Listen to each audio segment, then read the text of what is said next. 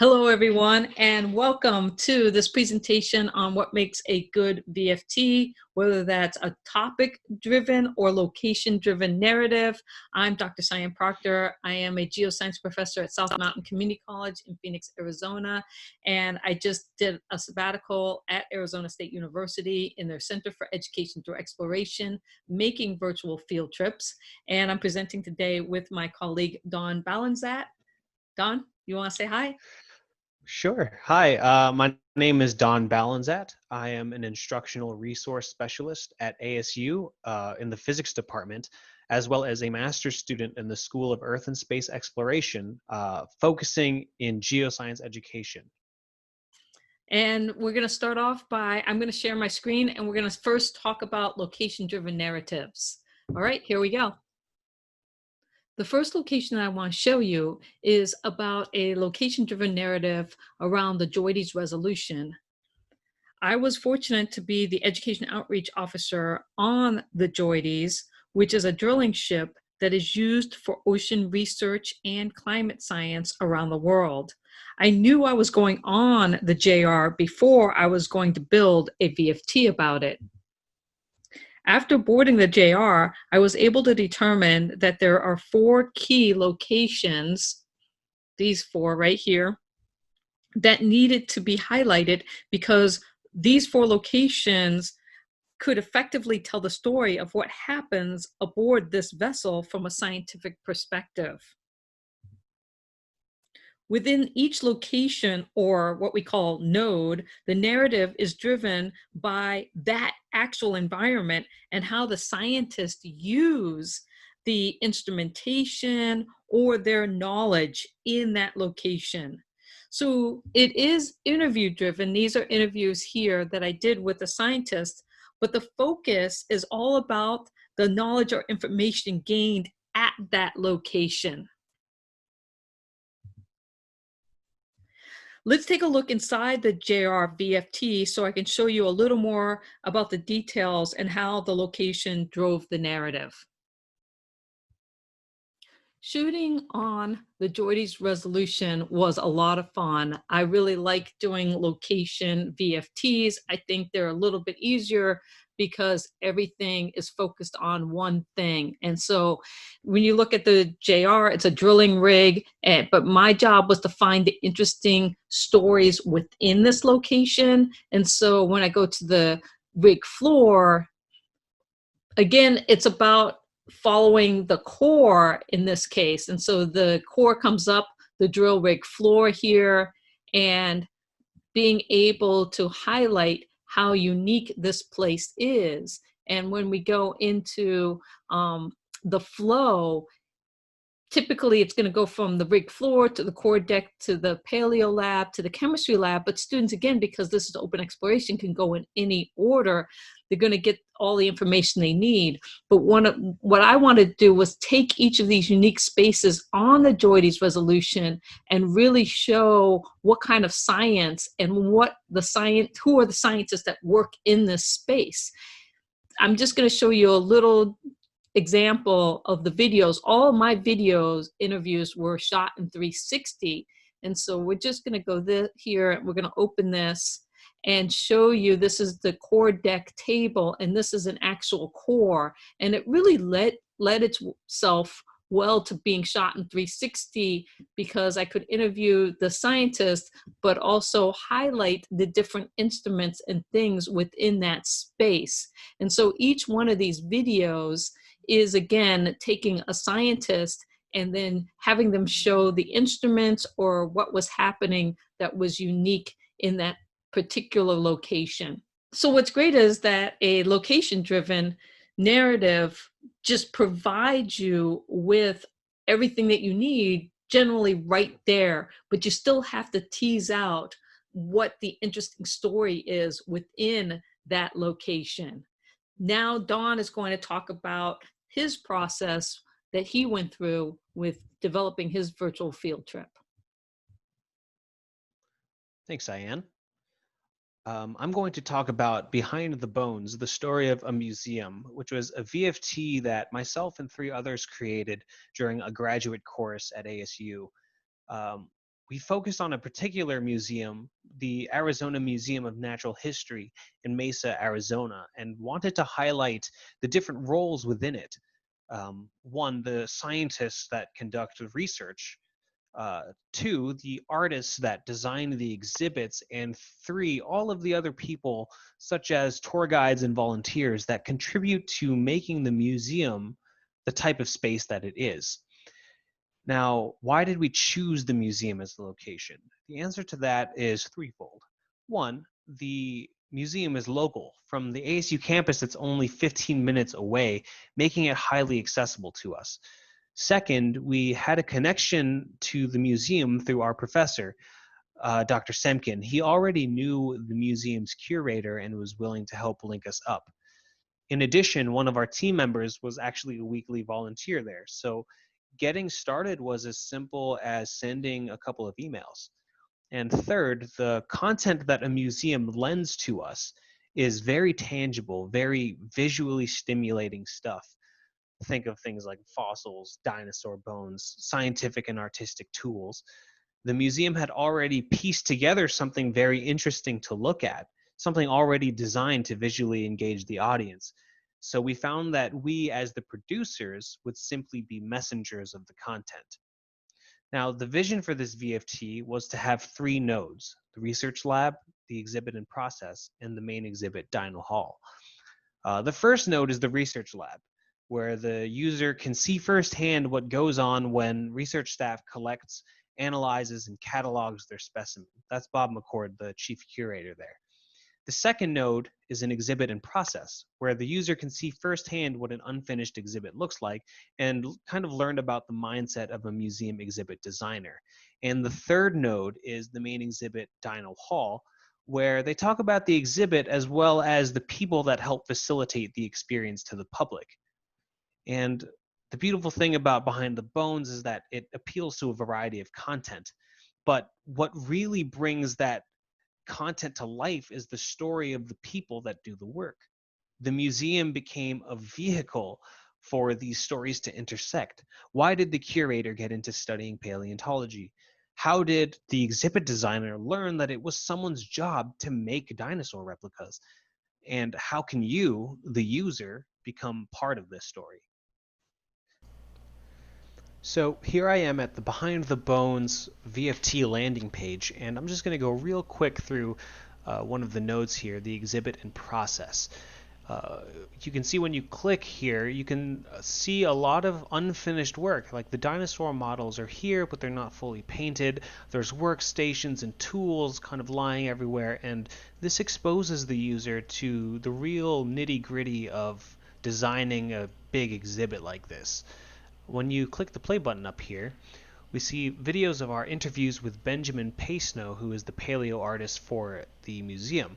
He talks about the exhibit and curation process, goes a little bit behind the scenes of what he does more explicitly, and kind of goes over why he started designing dinosaurs in the first place.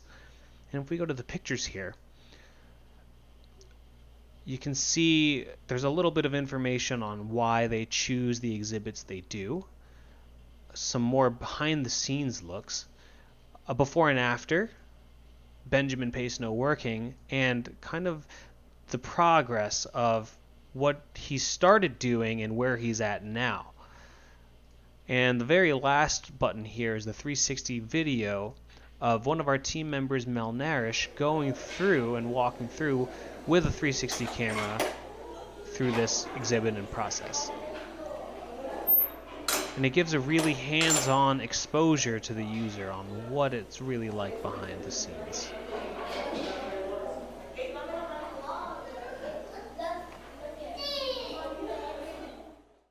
Okay, now we're going to talk about a topic-driven location. When I started my sabbatical at ASU, I was asked to develop a virtual field trip on solar energy. In order to do this, I actually had a team working with me, and Dawn was one of the members on my team. The difference between a location-driven narrative versus a topic-driven narrative is that within the topic of solar energy, I had multiple locations where I was actually shooting. The VFT was driven by the next generation science standards. So I knew the topics that I needed to cover. And the goal of this solar energy lab was to introduce students to how energy technology can have a deep impact on not only our society, but also the environment. We wanted to illustrate this by having the person who goes through the VFT examine real world examples of solar energy technology on Earth and in space, and also how it impacts sustainability. So you can see we have the 4 nodes here. I think it's best if I just jump right into this VFT and show you some of the things that we had to think of when doing a topic-driven narrative. So here we are now in the program, and we have these different nodes where the student can go. And because this is a topic-driven VFT, we had to look for the subject matter experts that could fulfill the objectives or the questions for each of these nodes. So when you go into the solar energy research one, we were able to go to Arizona State University, and they have a solar power lab. So this is inside that.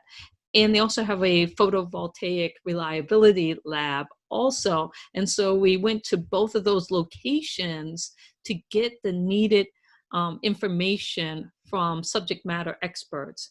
So we went to the subject matter experts to find out things like what is a solar module and the efficiency and reliability of solar energy and how solar energy is advancing, because again, these are all the topics that needed to be covered.